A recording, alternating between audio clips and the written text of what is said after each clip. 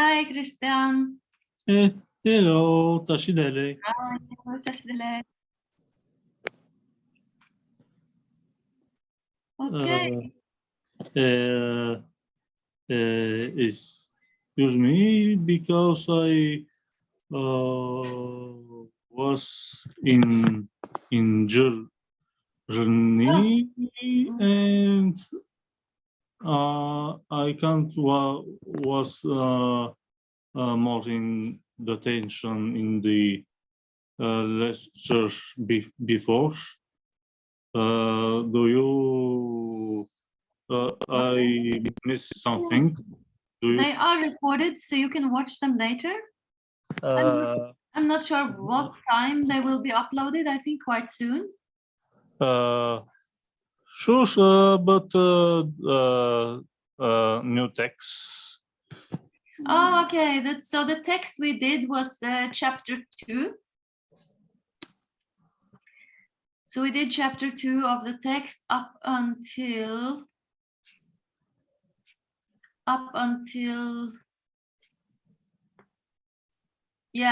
we did the text concerning the 3 consuls up until page 28.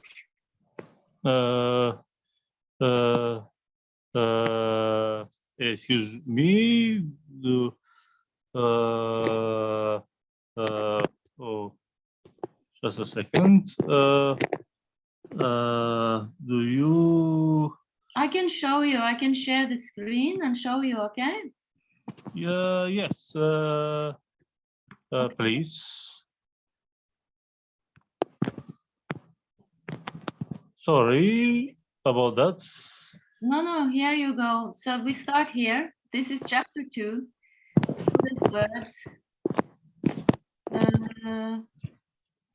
Then we discussed the main topic was the 3 consuls, the compilation of the sutra texts.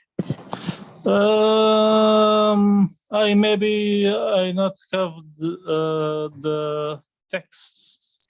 Oh, you don't have the text. I think. Okay, you don't have the text. Okay, I can send you the text.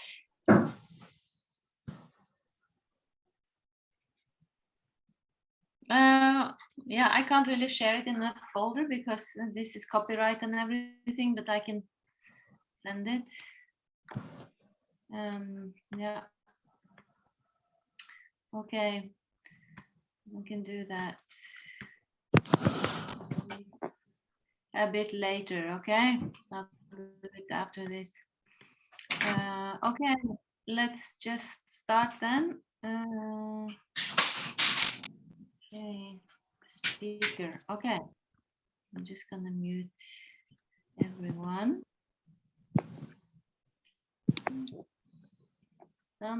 Okay, yeah, I muted all of you. You can feel free to unmute. Yeah, okay. So why am I not in the picture now? Okay. Yeah, so welcome to the next session.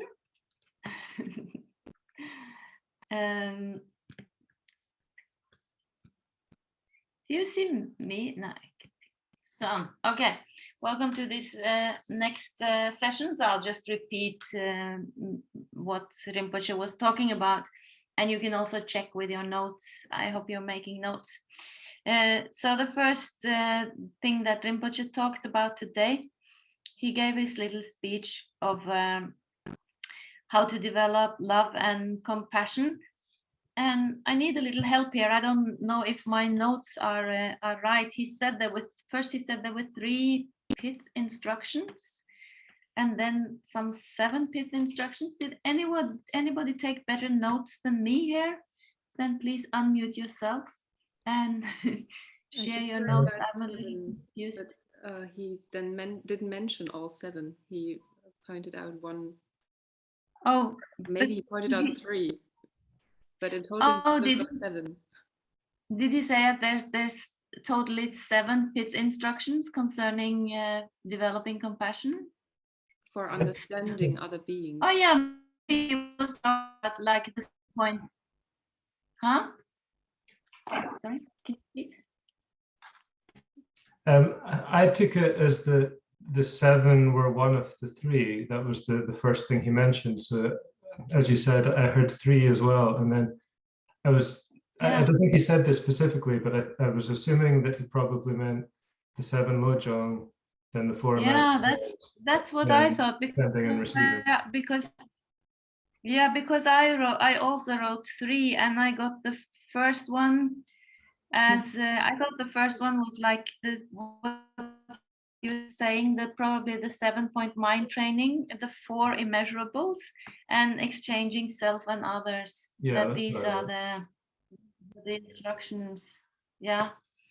So in that case, there is a 7-point mind training. It's something. There is something called 7-point mind training. Then it's the 4 immeasurables, which you are probably familiar with. We recited in the beginning: may all beings have happiness, and the causes of happiness, and so forth.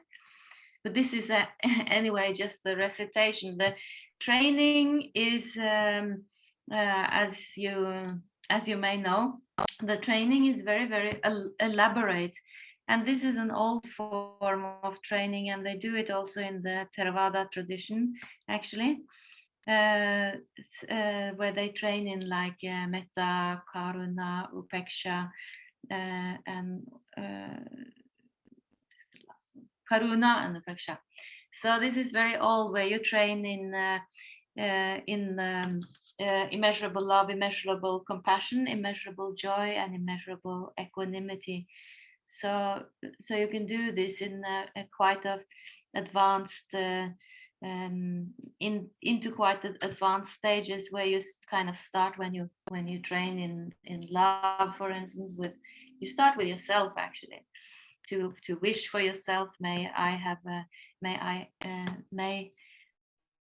I be safe. This is a free translation. May I be safe.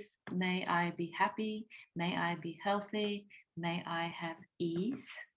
And then you wish the self for someone else, someone you like.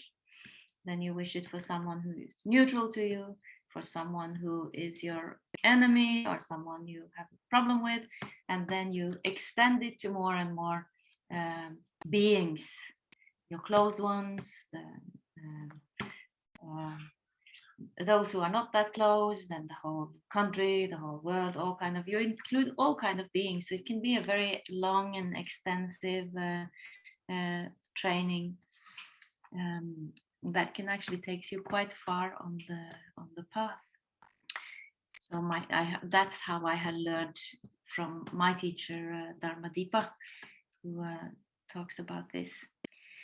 Then it's the exchange of self and other. So the last one, as Rinpoche mentioned, is where you cherish others more than yourself. So this is also a preparation for the lojong that I'm sure you are familiar with. So these are all, but however, these are very practical methods, and I think that's what Rinpoche was talking about this morning, that training in compassion should also be very practical, not something you just do or that we just do in our practice sessions or on our mat, but that we constantly work with. Always try to put ourselves in someone else's shoes, so that this becomes habit, and we become aware of it when we have bias towards someone, that we try to quickly, put yourself in the other. What does it feel like? And then he mentions that in many we have compassion, we have the capacity for compassion. We feel this immediately when we see someone suffering. Is very nice. We all feel it as children. When we see someone suffering, we start to cry, and then we grow up and we learn people are not within our group, they're far away, and we kind of unlearn our natural compassion, so we overrule it. And but this is this is something we can counteract, these learned biases, and we can let that natural sense of compassion come through. So Rinpoche mentions our biggest obstacle is procrastination, or maybe thinking that practice is happening somewhere else or at some other time than right now. So whenever we have time, we could consider it, and we could apply bodhicitta to any situation. In that way, our work, even whatever we do in our daily lives, we can do that. We can embrace bodhicitta in whatever work we have to do. So again, said this is the whole point is to turn our minds in a positive direction, just like we do in the higher training. So there's really no difference. So we can't do the tantric trainings without having bodhicitta. That's an absolutely prerequisite, and that's why we do the generation and completion stage, as Rinpoche said, to fully turn our mind in a positive direction, so that actually the four immeasurables are very deep. It can actually make us realize that there is no difference between self and other. When we have way exchange self and others in this way, we can directly experience that. I can feel joy when someone else gets something. There is really no difference. I mean, we feel that sometimes naturally for those who are close to us, but if we think that we can train our compassion like a muscle, we can start to feel it for those who are not that close to us, and that can also overcome some very negative tendencies we have towards jealousy of others. So that was the four immeasurables. Then I'm sure you can read up more on the 7-point mind training, what that includes. But anyway, let's say these are the three. Pith instruction, the 7-point mind training, the four immeasurables, and others. There's another exchanging self and others in the Patrul Rinpoche's brilliant shining sun, where he talks about these different levels that you can exchange self and others. You can do it with someone who is in a higher. So you put yourself, if someone has a higher position than you put yourself in their shoes and look down on yourself. And in that way, you can learn to overcome pride. And then you can exchange self and others with someone who is on an equal level to you. And that gives rise to the sense of competition. So in that way, you can overcome and you can feel how uncomfortable it is. So in that way, you can overcome competitiveness, and then you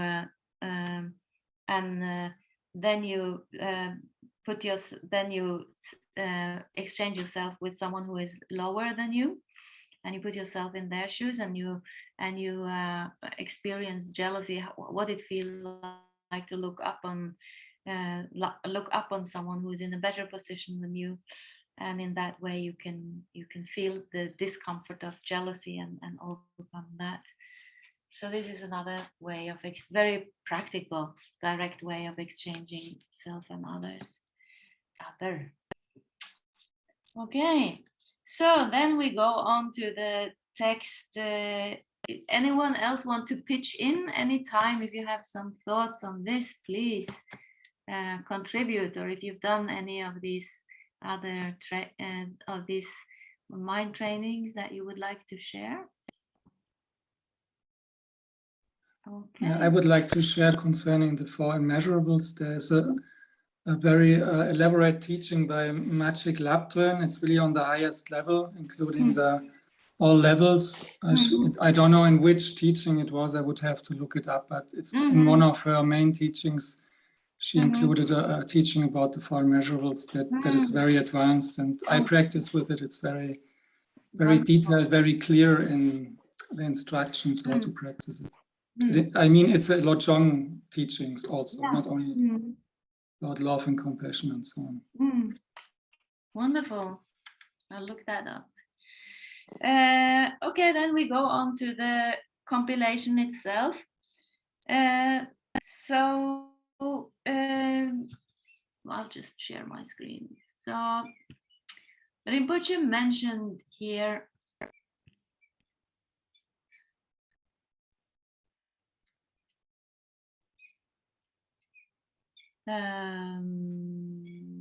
the Buddha's teaching, compiling the Buddha's words. So this is very important from a historical point of view, that we understand how these teachings came about, because in the beginning and the Buddha's time, we had him walking around for 40 years, talking to all kinds of people, giving all kinds of teachings, sometimes giving teaching through his disciples. Sometimes someone came and posed a question, and from that comes a teaching, one of the discourses.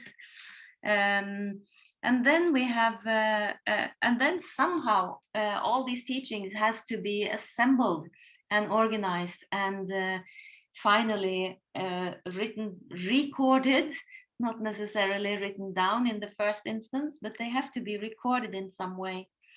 So we have to understand from the historical point of view how these teachings were compiled and also how they became organized. So this chapter deals with two kinds of teachings. So it deals with how the mantra approach was compiled, and how the here it's called the Prajna Paramita, not the Paramita approach. So this is what are not the tantric teachings, how these were approached. So we put a distinction here between the tantric teachings and those that are not the tantric teachings, the earlier teachings. So it's starting actually with the tantric teaching, or the mantrayana, the mantra approach. And here we dive straight into the universe of as Ian Baker calls it, the magical reality of mantrayana. So how are we to understand this this gathering of all these kinds of beings, and the Buddha manifesting in the form of Vajradhara, and how they are how these earliest teachings are spoken countless eons ago.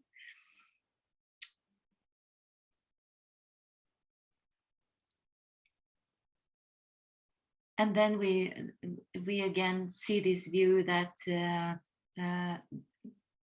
there is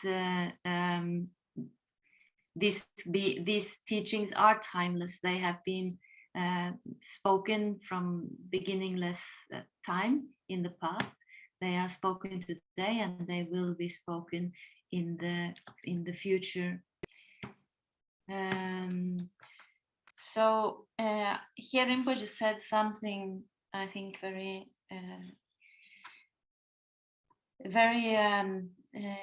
very interesting and very profound.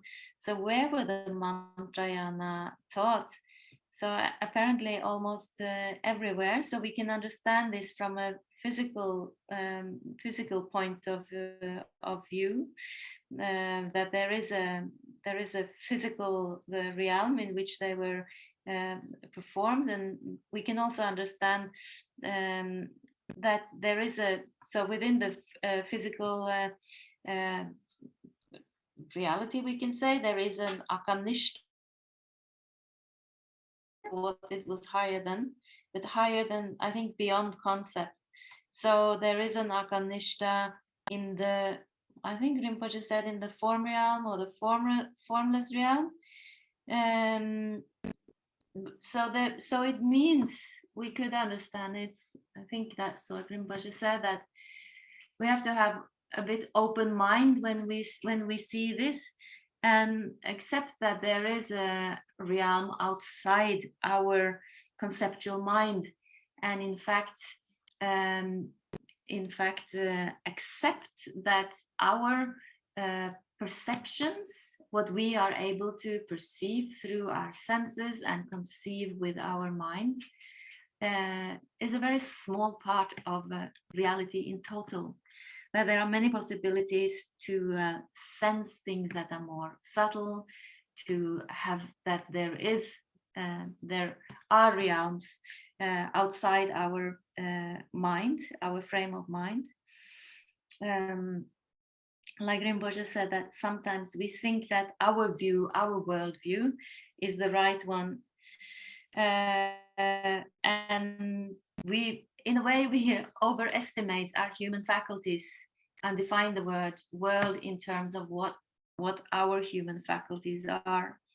So in this case, we go much wider than our limited human faculties and open up a much larger view. So I'll stop sharing this. Okay. I think that's what to remember. And I'm sure we're going to learn. This was a very brief presentation here. So then the text went on to talk about the more historical terms, the compilation of the... Yes. Can I still ask questions? Yeah. So yeah, I mean, it's probably not necessary to understand everything. As you said, that there's two aspects. There's the relative aspect, which in the limited sense where we try to understand something, and there's this timeless, beyond places and time, yeah, this understanding. But I mean, so there is a place located, Afghanistan, it says also like south of India, something. Yeah. And there is also like the three bodhisattvas, Manjushri, Avalokiteshvara, and Vajrapani. From Vajradhara, we know this is awakening itself. It's not a person. From Avalokiteshvara and the two others, we know there's the Avalokiteshvara aspect or a deity, but they are also real persons, sometimes in sutras. Yeah. So do you know if in this case we talk about real persons? It can be both maybe, but do you have an idea? I'm not sure of that. I was just pulling up. I'll share something. Just let me go back here. Here, I'll just share this that Alina shared. Akanishta. Here we go. So Akanishta means not below. This is again the Longchen Shedra.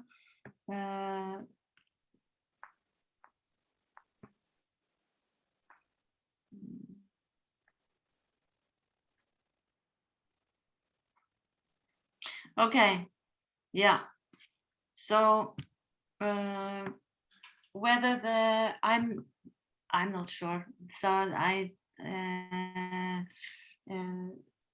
so you were asking whether these bodhisattvas were actual persons, or whether they were all in their Sambhogakaya. Yeah. For instance, like Avalokiteshvara and Shariputra, they were the main audience of the Heart Sutra. Yeah. And there you can probably guess it was real persons. And I would like to know what is really something physical here in the text, because and what is just pure real, let's say, when they talk about persons or locations. Because, I mean, Rinpoche talked about the two ways of Arkanista that exist in text. Yeah, it can be physical and just a pure realm. And Yeah, but he many didn't of explain these- how this Yeah. exactly relates to this text, I think. Yeah, that I would have to ask Rinpoche about.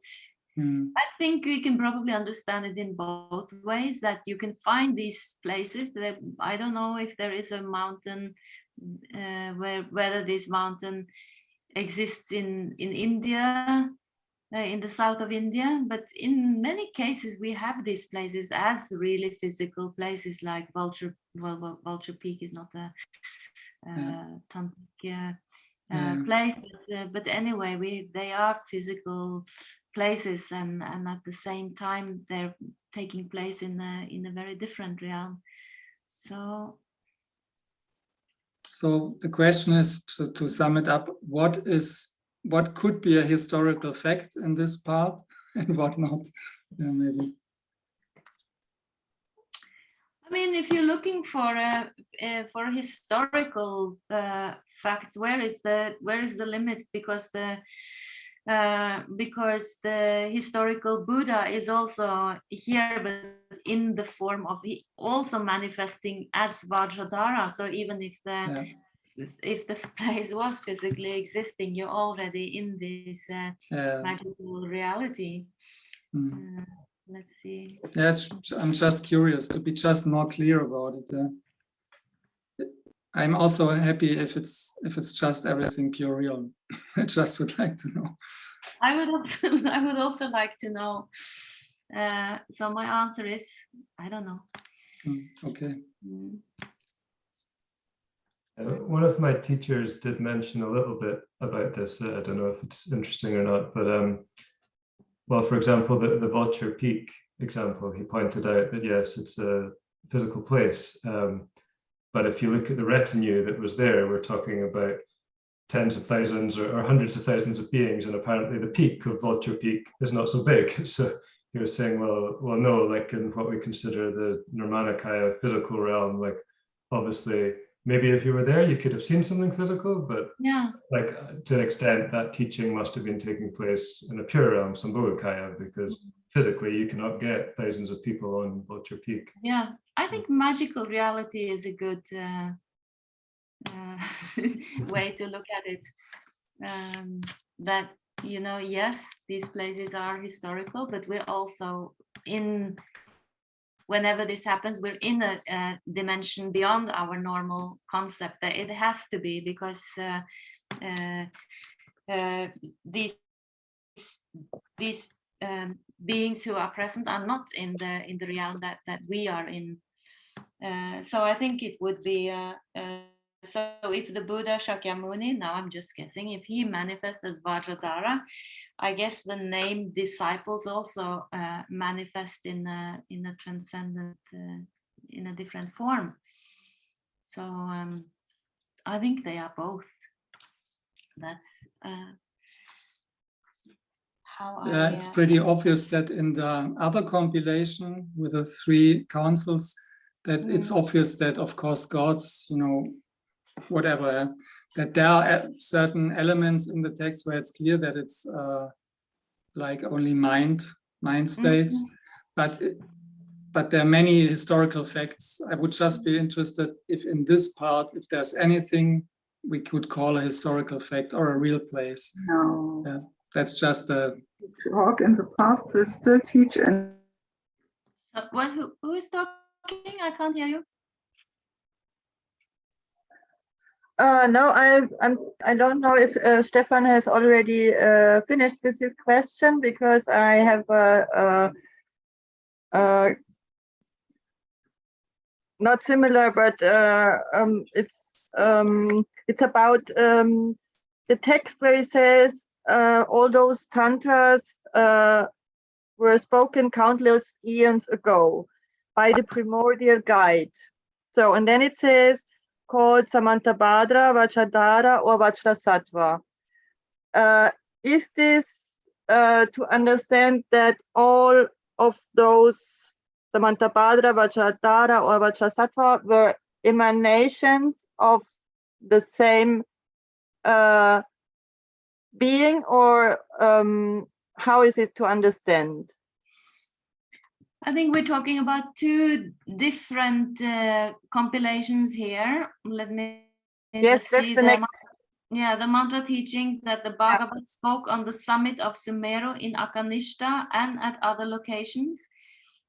Maitreya and innumerable other bodhisattvas, a multitude of Dakinis, and many Mahasiddhas who were holders of the mantra approach of awareness gathered in the south of India. So this claims to be at a certain time, yeah. I know that. I was already at the next point with this and other then time. These other ones were spoken countless eons before. So what was your question regarding Samantabhadra? No, because it says the primordial guide, and then there come these three names: Samantabhadra, Vajradhara, or Vajrasattva. So, is it to understand that all those were emanations of the same? All those tantras whose nature was such that they were spoken countless eons ago by the primordial guide. Let's see, I have to see what the Tibetan text says here.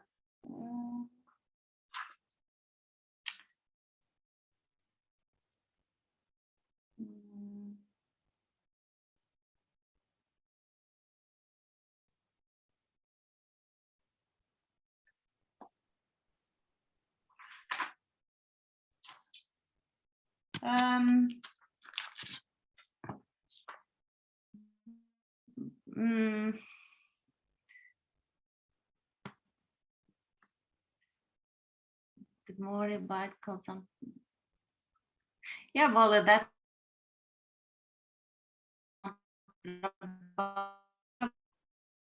Vajrasattva. Yeah. Sorry, yeah, I so couldn't these hear. oh yeah, all those tantras whose nature was such that they were spoken countless eons ago by the primordial guide called Samantabhadra, Vajradhara, or Vajrasattva. No. So yes, they are different name for the same primordial guide or primordial Buddha. Okay, thank you. What the text says here, yeah. Okay. Sorry, can I ask you something? So then, excuse me. Can I get out? No, I asked, or you or Stefan. Yesterday, Stefan said the difference between bodhisattva and bodhisattva mahassattva. Yeah. What is the difference between those two terms? Bodhisattva and Mahasattva. Yeah, bodhisattva and bodhisattva mahasattva. It just says a great bodhisattva. I guess they are. I guess the Mahasattva are maybe. We are in the Mahayana perspective now. Okay. So it's just a difference of level, right? Because when we get to the we're going to mention that a bit later, but when we get to the Mahayana view, we remember in the Hinayana approach, in the early Buddhism, a bodhisattva is the Buddha Shakyamuni, or someone who has received the prediction, who is on a very who are a special being with a very high grade of realization. So a Mahasattva is a great is a bodhisattva, but who is on a very high level of awakening. So they have reached the 7 or the 10 bhumis. So this has to do with, I think it's on the 7th bhumi where you receive a prediction from a Buddha that you will become a Buddha yourself. So then you're a Mahasattva. We remember that the term bodhisattva in the Mahayana context can mean also someone who is genuinely practicing on the bodhisattva yana, on the bodhisattva path. So then let's get out of the deep water and to the compilation of the sutra teachings. So when we talk about the sutra teachings, that is the Sutrayana, or what is sometimes called the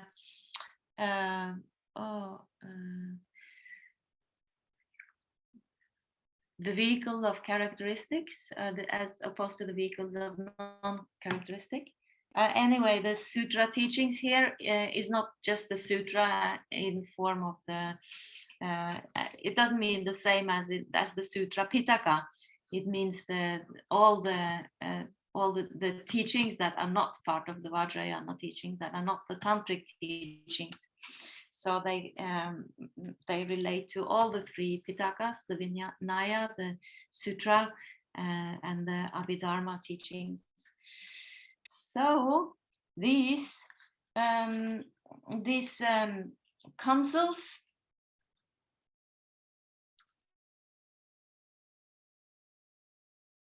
have literal, so that I don't know about if they are mentioned maybe in other texts from other contemporary texts. So quite often we know about things in that way, that we can find reference to them in other texts, whether the king sponsored or whether a lot of people who gathered in the one place. And here Rinpoche he says that this will be an exam question, that this is what we should know actually. This is something we should know, where, and here I need help from you, because Rinpoche said there are three things we should remember. Who was the sponsor and where it happened, and there was one more thing. Anyone? The name of one monk we're supposed to know. The name of who? One monk. Okay. I think I might be mistaken. The name of who were responsible? Let me see. The time, maybe. Okay. We had the location, we had the sponsor, and the time. Yeah, that's how I understood it too. Yeah. Okay, so yeah, fantastic. The time, location, and the sponsor. Yeah. So just put that in your notes if you haven't. So that's what you need to. That's what you need to know, and it's very interesting historically to see how these councils happened. And the fact that the first council happened quite soon after the Buddha's passing away. So it was the summer after his passing. So this was the first. This was the first compilation, and let's just go right to the end of the text. I'll share it here because I thought this was interesting, and we didn't actually talk about this. Here it says in the very last paragraph that we didn't read today. Furthermore, at the first council, the teachings were recalled in the minds of the compilers and transmitted mentally to the arhats while they were in a state of meditative equipoise. At the second council, the teachings were transmitted through oral recitation. At the final council, the oral recitations were written down and thus compiled. So in the first, so that says in the first council, which featured all the disciples of the Buddha, and Ananda could remember all the teachings, and we have mentioned these three disciples who were responsible for their part of each one for one Pitaka. Okay, this is the first council. So remember so who can share the time, the location, and the sponsor of the first council?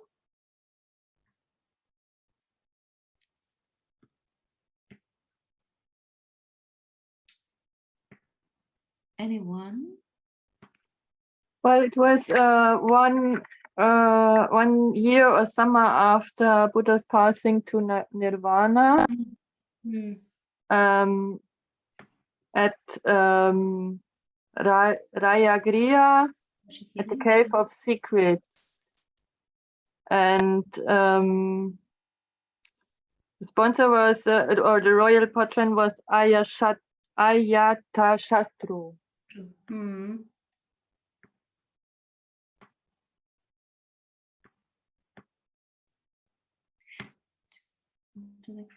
Yeah. And then we have Ananda, Upali, and Maha Kashyapa, who were responsible for recollecting each one of the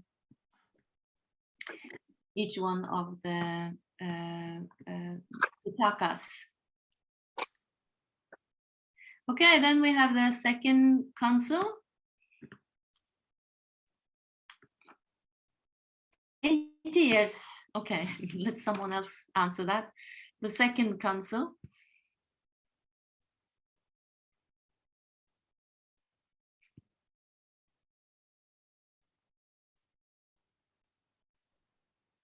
I've noted here that the second council was in Vaishali, 80 years after Buddha's nirvana. Mm-hmm. And what was the third? The location? No, what was the third? Yeah, it was the sponsor.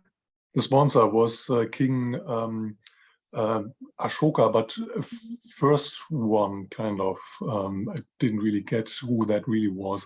So there were apparently two Ashokas, and he was using something like Kal Ashoka or something. Yeah, the historical Ashoka, he lived in like the 3rd century before the Common Era, and we think that the Buddha historical before the Ashoka, then the great, well, it says the Buddhist king Ashoka. Yeah, I'm not sure actually. But just a question, so why is the sponsor so important in this mentioning? Why is it important to mention the sponsor here?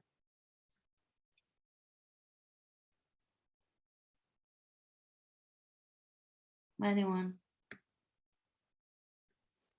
I'm not, he explained it, yeah, at Rinpoche. I think because they were mostly like kings or people that had a lot of power, and they were able to manage to bring together such a big gathering. I mean, to organize, so also to organize a festival, so to say. Mm-hmm. And also because of their high status, I think to make this an event that is really credible. Yeah, for the history. I think these 2 points, these 2 aspects he was mentioning. Yeah, I think you just needed a lot of money, because I think this took time, you know.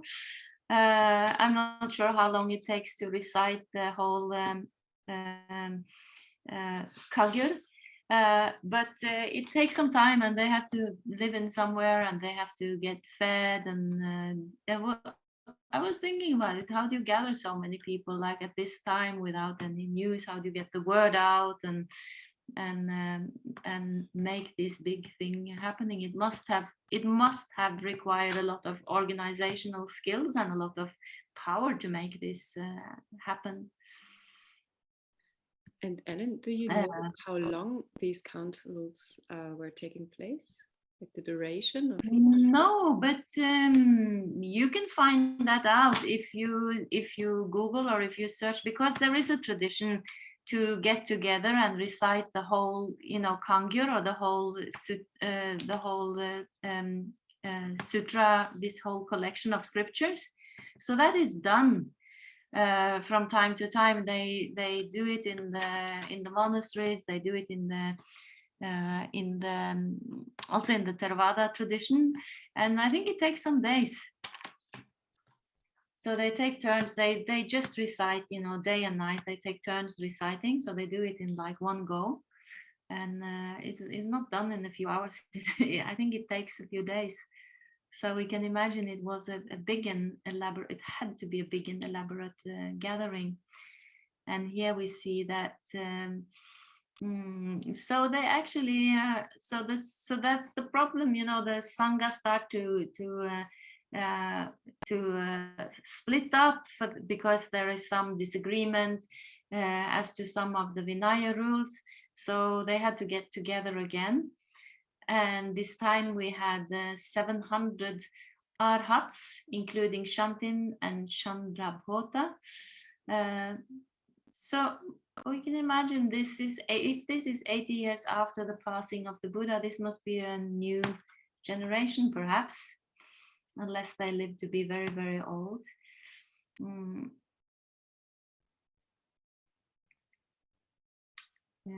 After the council, so it says then the schools gathered, then they agreed.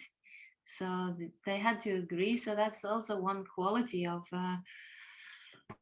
Buddhism here, that they had to make these big gatherings to establish some kind of consent about the teachings. So this is actually a way that is very democratic, that holds the Sangha together.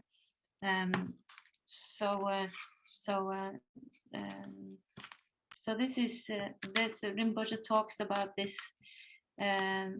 He actually talked about that as well, how Buddhism is also founded on this idea of agreement, and through a very democratic process, that this compilations has to be done through the work of many people gathering together. It's not like there's not like one person who decides what is going to be the canonical texts. Yes, Holger and Martina, please unmute. I just wonder whether it wasn't the second council where the two groups of Mahasangika and the old schools were just not agreeing. That's what it says in the text as well, that they were disagreeing about some Vinaya rules, whether the Buddha has spoken them. That's what Rinpoche said. But it says here that they were were unified again. But I know at one point they do sort of go separate ways. Yeah, that I'm not sure of. So what I think is that the Mahasangika were a little less strict with respect to the Vinaya, whereas the other schools were a little more strict in terms of keeping up the pureness of the word.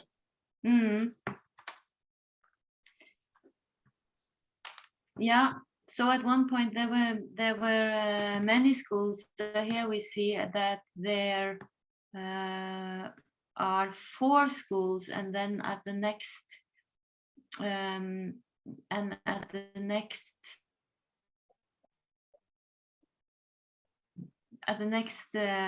assembly there are like 12 schools, isn't it? Yeah, I was sorry to interrupt. I was just to answer Holger. I was once in several times to the Theravada lectures, because there is a monastery like 20 kilometers from here, and one time it was on Vinaya, and they said that the trick about Vinaya is that in Pali Canon, the Buddha said like before he died that people should just not trespass the big Vinayas. Not the major Vinayas, not the lesser ones, but he never clarified which are the major ones, which are the minor ones.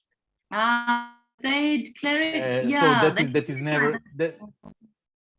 Sorry. Yeah, no, I know there are distinctions within the vows.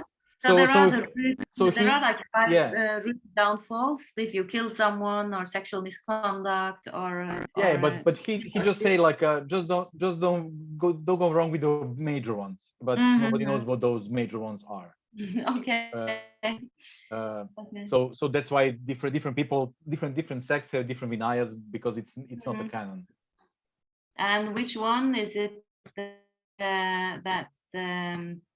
you know which one we follow today? So actually today we also follow this when a monk takes, or a nun takes initiation. Today we also follow these same Vinaya rules.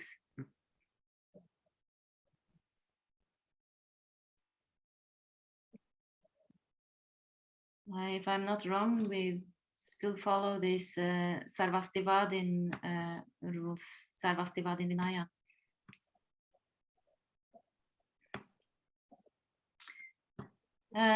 Anyway, so that was the second council in Vaishali, 80 years after the Buddha's passing, sponsored by the King Ashoka. And well, here it says that they actually agreed and unified. Then we have the third council, and now we are in Kashmir. King Kanishka was the sponsors, and here the teachings were recited by Vasumitra, a Bodhisattva in his final incarnation, and the great Arhat Purnika. So the king himself made the supplication, and now there are 18 schools.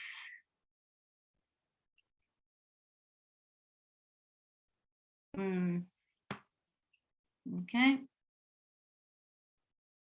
Yeah, and this rest of the text, the Rinpoche actually, he just gave the lung for that, because then we get into great details about these schools and their symbols and how they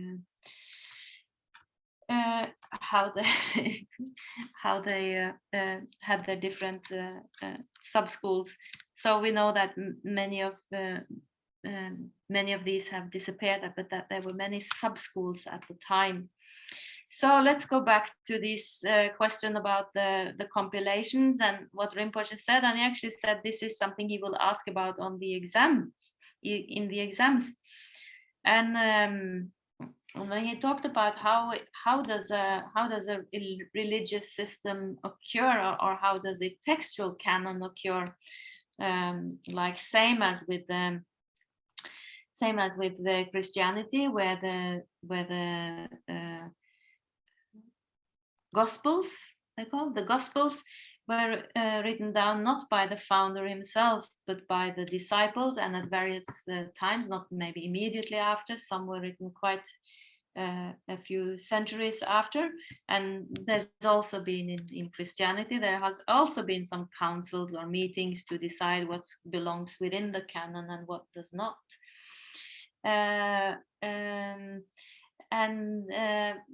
Yeah. Then he mentioned that there is this idea within Hinduism that Buddha is a 9th incarnation of Vishnu, but not in the sense that they will agree with Buddhism, but for the fact that the Buddha taught something that was contradictory to the Vedic teachings, and in that way he lured the demons, the Rakshas, away into the realm of hell. So it doesn't mean that they accept the Buddha's practices.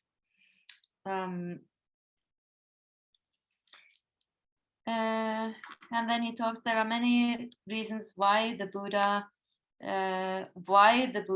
Buddhism was so successful in India.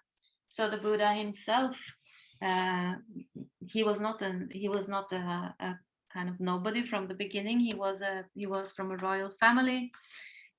He was also very intelligent, probably very charismatic, and he also, when he gave his first teaching, he gave that teaching to his 5 companions or disciples, actually the 5 people he used to practice together with, the practice austerities with, and they were also teachers in their own right, who already had several followers, hundreds of followers. So then they all converted to Buddhism. So it's quite amazing to think how Buddhism spread within the lifetime of the Buddha and gained popularity. But it was also open to all kinds of people, regardless of caste. It was open to women, to people who were handicapped, people who were casteless. So, and in fact, still in India today, it's, as you know, people, it's a way of getting out. It's a way of getting out of the caste systems that people can convert to Buddhism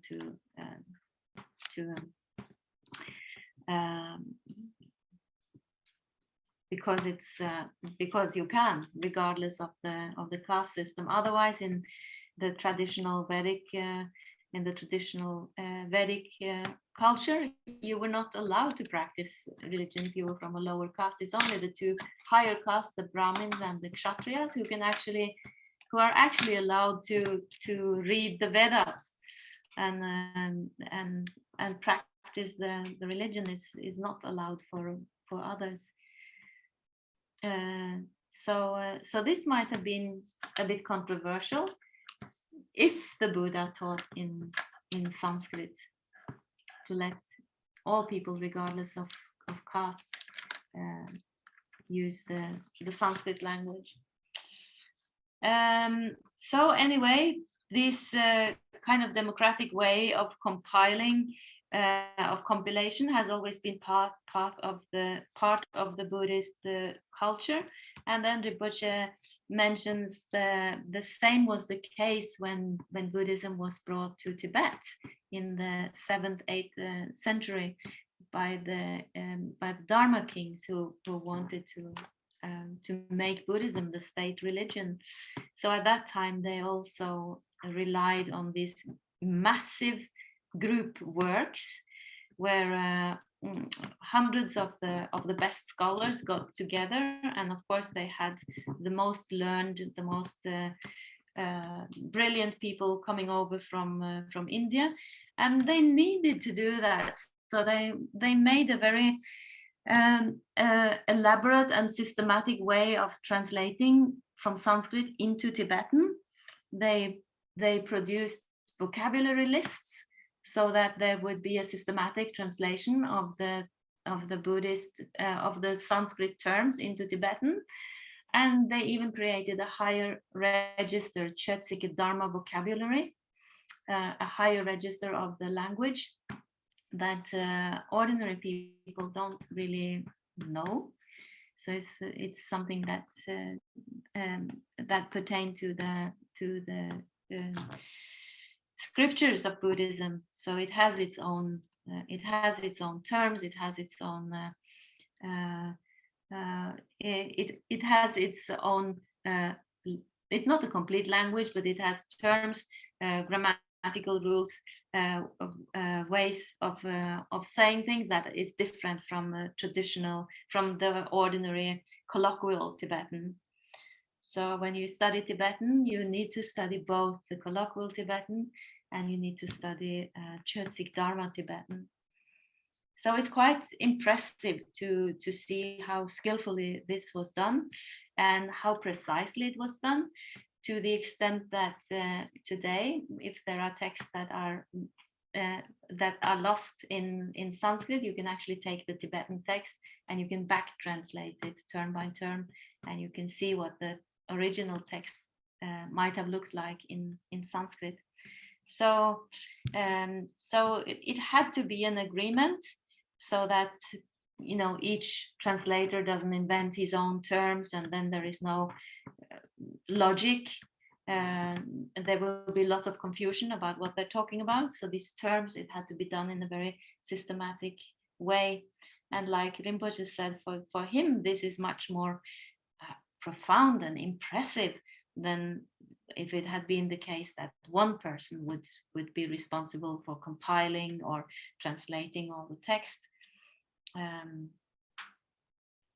So this was actually done relying on sponsors, and whenever something was compiled or written, and that is still the tradition, you always have to record the place, the occasion, who was present. So you kind of have witnesses.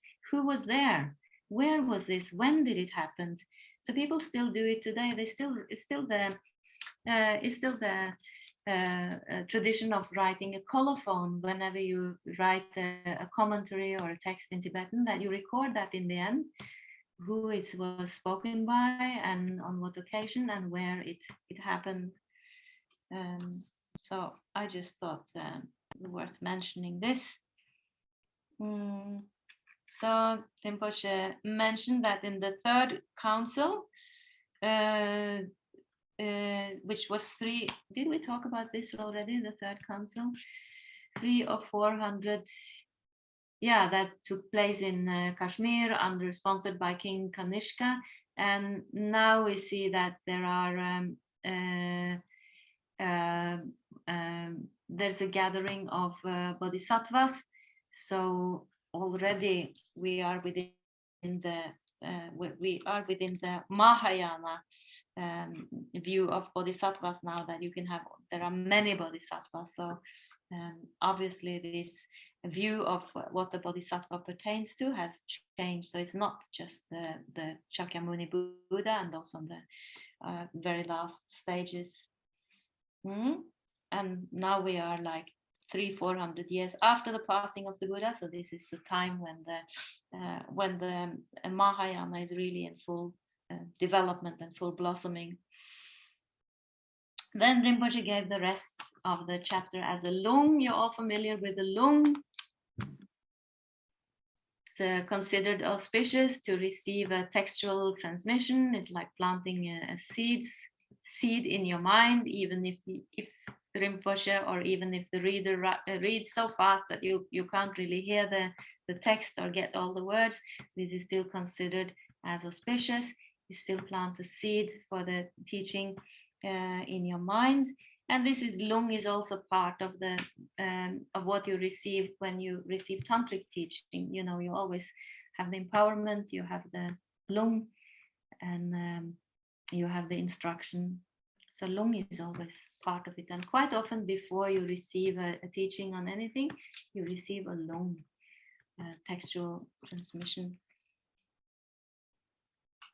Okay. Oh, time has gone so fast, already 1 hour. Then I thought it was just, Rinpoche just mentioned a kind of alternative way of talking about Buddhism, that nowadays we use the terms like Northern Buddhism, Southern Buddhism, Eastern and Western Buddhism. So if we use these terms, it also signifies what kind of Buddhism we are talking about. So if we know the history, we can also know what kind of Buddhism is present in these places. So we know that the Northern Buddhism will be Mahayana, then we mean Northern India, right? We know that the Southern Buddhism in Sri Lanka, Laos, Burma, and Thailand will be the Theravada Buddhism that was brought there in the first in the 3rd century before the Common Era, when before the Mahayana was really widespread. We know that the Eastern Buddhism that was also brought to China, Japan, was a later spread of the Buddhism. So then we had Mahayana teaching and also Vajrayana teachings. Latest one in Tibet, 7th, 8th century, when the tantric teaching was in full development. So that in Tibet we will have Mahayana and tantric Buddhism. Okay, so that's all I have to say. Anyone who wants to? Okay, here is a question. How critical is it if one didn't get the lung for this text? No, I don't think it's. I don't think this is so important. Whether you get the, we didn't get the lung for this text. It's just today Rinpoche decided really to just read quickly through the text, because I think it's not the case that you skip things in when you go through a text with respect to the teacher and with respect to the Dharma and the teaching. you don't skip chapters. So I think for practical reasons, for time matters, Rinpoche just decided to give the rest of this chapter as a long rather than to just skip it. We shouldn't leave anything out. So that's it. And for the rest, we trust Rinpoche in this case. If we didn't get the lung for the entire text, we still practice it. So it's always good to get the lung, but it's necessary within the tantric teaching. Then you have to get the lung. Yeah, in the sutra teaching, not. It's not the same. Not the same absolute necessity. Okay. Then you can. Okay. Someone else had a hand up. Yeah, Tanya, did you have a hand up? Yeah. Yeah, sorry, just one small question. We have now classified all the teachings and the purpose, but for the third council, was the main goal to unite all these 18 different schools, or what was the main purpose of this third council? Yeah, good question. The 8 schools. Because we were talking about the former 2 councils, and it was quite clear what was the result and the purpose, but the third one, it was not so clear for me. And I read in the text that after that council, all were kind of reunited or spiritually reunited. Was that the purpose for the third council in the beginning? Doesn't say, actually. I'm not sure. It just mentioned here that they all have just the part that that Rinpoche gave the lung for. It just mentions who the schools were, not.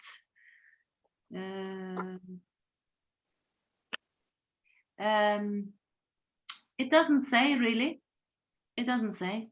But it just says right in the end that in the final council, the oral recitations were written down and thus compiled. So maybe that's why that was the last council, and maybe that was the purpose, not to, so that they should not get lost, and they were finally recorded. And since then we don't have any more councils. But actually Rinpoche mentioned the 4 council, maybe that he referred to the Tibetan assembly compilation of the canon.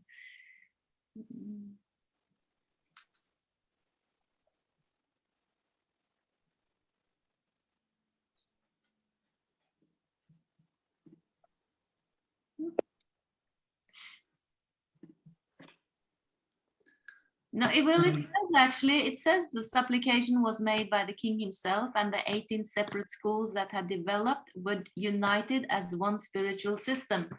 So it seems like before they were recorded and written down, they managed to unite the schools again and then compile a canon and put it into written form. Okay, thank you. Stefan? Yeah, I just read that in the first council it states that Ananda was compiling it. And the second and third, there's no one mentioned as compiling. Well, it is actually, isn't it? At least here it is mentioned who was compiling it. Yeah, only in the first one. Yeah, strange. Yeah. And then the second council. Oh yeah. So, and they talk about Sutra, Vinaya, and Abhidharma. So it's not a small book they put together. No. In the very first one. Yeah.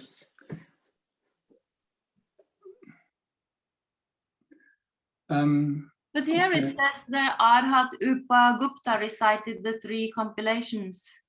So there isn't mentioned the Arhat Upagupta. Yeah, they recited but not compiled. I mean, compile. What I mean, I understand compiling means writing down, right? No, but I think Collecting. no, but because it said in the end that in the first council they only transmitted it from mind to mind. They were all meditating together, and then it said in the second council they recited it. So it seems like it was the Arhat Upagupta who recited it, and in the third council, the teachings were recited by Vashwamitra, a bodhisattva in his final incarnation, and the great Arhat Purnika. So reciting means from a book. Yeah. No, because it was only in the third council that they wrote it down. So yeah, that's what I read. So they recited it from memory. So that's it says that these 500 bodhisattvas, they had complete recall, which means that they had amazing superpowers of memory. Yeah, they didn't have Google at that time, so they needed to memorize. They had nothing. It's amazing minds. Yeah. But I have another. Or are we done with this topic or? Yes, I think we can. I think we can finish now, and yeah. Yeah, I have one more question concerning Pali and Sanskrit. So, if I understand right, that the first and the second council, it was recited in Pali and compiled in Pali. I mean, memorized and not written down. Yeah. And then the third. It says here you have to remember also historically there was no writing in India until King Ashoka's time. So in the first council, during the first council, there wouldn't have been any tools for writing down. Okay. In the 6th century, before 5th century, it must have been before the Common Era. There wouldn't be writing. Mm-hmm. And I guess it was even rare during the second council. It wasn't widespread, and there was in India in general there was a hesitation about writing things down, because we usually think we discussed this a lot when I did translation studies. So we discussed this about texts. So we from our perspective, we perceive something that is written down as something that is very solid. Then you really have it. Then you have it recorded. Whereas it might be that it's equally well preserved if it is preserved just in the minds of people. If you have hundreds of people who learn things by heart and spend years and years doing this, which is the case with like the Vedas, that people really, they memorize amazing amounts of text. It can actually be preserved, and it's a very controlled transmission from one generation to the next.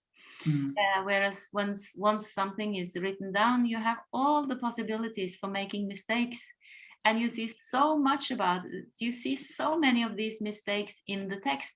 Every time one text has to be copied from one palm leaf or whatever it was written on to the next one. And sometimes you had professional scribes who did it, who didn't know the language. So there was a big potential for making mistakes in printing, or the printing process itself, that something gets a bit smeared and there are words that seems the same. So you can actually make as many mistakes when you start to write something down and record it in that way. So our first council was a mind transmission. We don't know in which language it was. It's also uncertain, the whole question about language. but it became the costume in India. However, over time we had this Sanskritification that became the language of the learned ones. So so the Buddhist texts eventually were recorded in Sanskrit. Well, whereas we don't know exactly which language the Buddha spoke, probably many languages, since he walked around and would talk to people in that area who might have spoken many different vernacular or local languages. And the Buddha himself said, like Rinpoche recites before each teaching, like dan ludan nöshing turbum dadang mi kenamdang proa kungi dradam chitsamba tamchike didaki chetan do. In as many languages as there are beings, I will recite the Dharma in all those languages. So it's not really a big issue in Buddhism. Buddhism is very open towards translating Buddhism. So the idea, the essence is anyway beyond words and concepts. Whereas in the traditional Vedic culture, Sanskrit has the privilege as the language that can contain the truth. So you can express the universal truth is embedded in the Sanskrit language. It contains absolute truth. Whereas from the Buddhist perspective, language is just conventions anyway. And the real truth is beyond language, always beyond language. Okay. So the Theravada schools claim that that Pali was the language that the Buddha spoke, but that's what they claim. We don't really know. However, over time it became the fashion for learned people to speak in Sanskrit. So the canon was written, whether it got translated or whether it was written down in Sanskrit first, I guess we don't really know. Okay, according to this last paragraph, does it say that the Pali Canon was written down in the Third Council and the Sanskrit text, the Mahayana in Sanskrit, or we cannot really say that definitely? We don't really know that. Yeah. But according to the Theravadan, they claim that the Nikaya, the Dhammapada, Pali Canon, they were transmitted in the Second Council, in the first and the second. And the third one actually is only about the Mahayana teachings, or is this also not so clear? Do you know that? This will not be the Mahayana teachings. This will come later. This will be the discourses that pertain to what the Buddha spoke when is thought to have spoken when he was in his physical body. So the Mahayana sutras are not part of this. Yeah.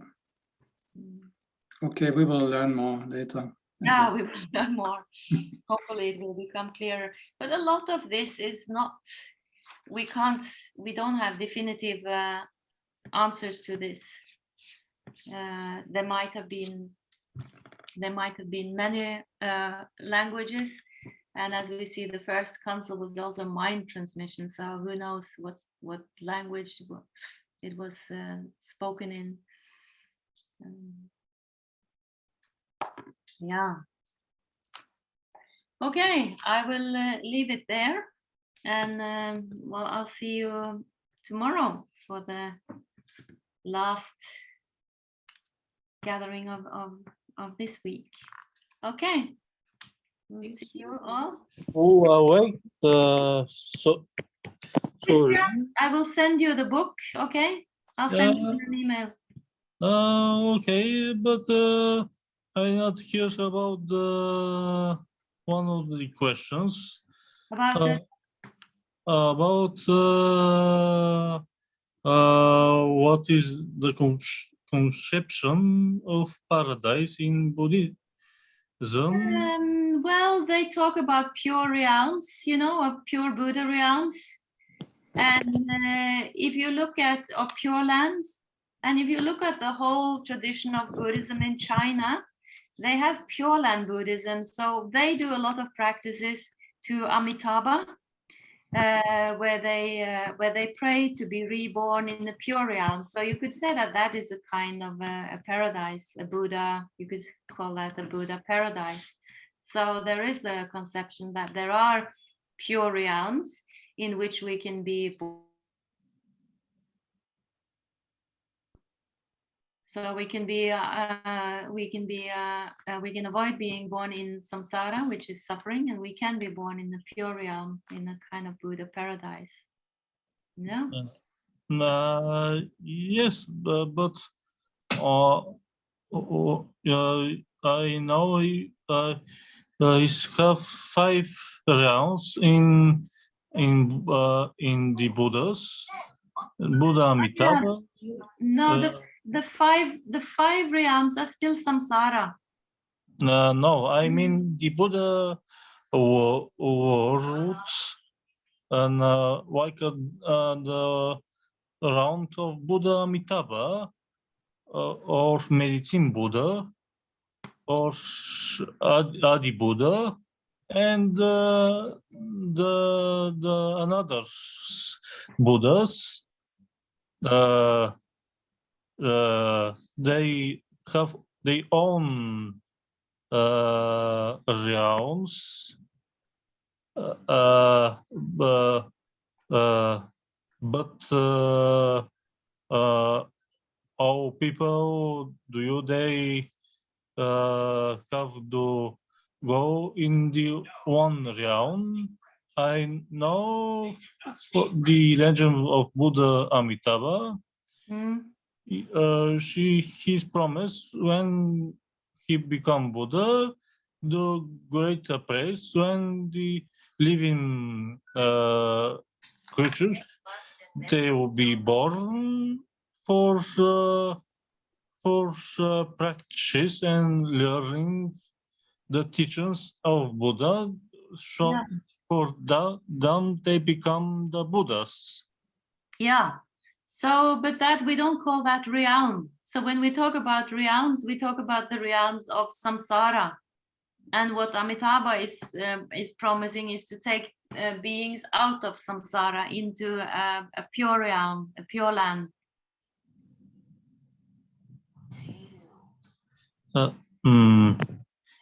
Yes, only in the Priyam realm in Buddha Amitabha, the all Christians go in, or we can go the another Buddhas. I think we can go to many.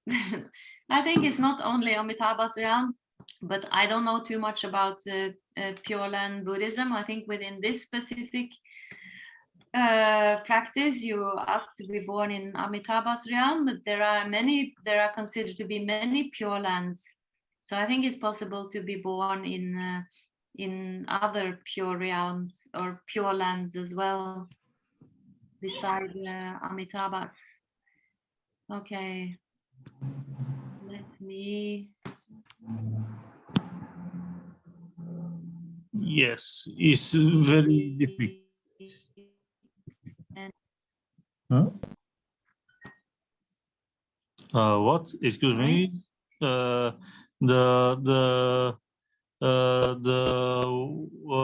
asked first because the word is about the connection. I asked first. What you says? Hello. I don't understand the question. Yes, I don't understand the question. I'm not hear you about the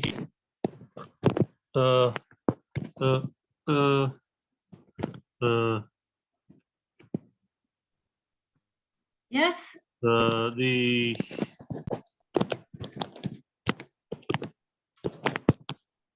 the connection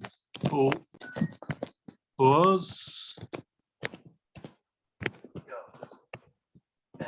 Okay, Christian, I've sent you the text. the connection was disconnected. I says I cannot hear the last words. What you says before? Oh, okay. Okay, I just sent you the text, so please study it. And now I have to go somewhere, so I have to log off. It's almost 4 o'clock. So, Yeah. Sorry. So anyway, I sent you the text. Thank you. Bye Yeah. bye. Okay. Bye. Thank you, Tashide. Thank you. Bye. Tashide, everyone. see you tomorrow. See you.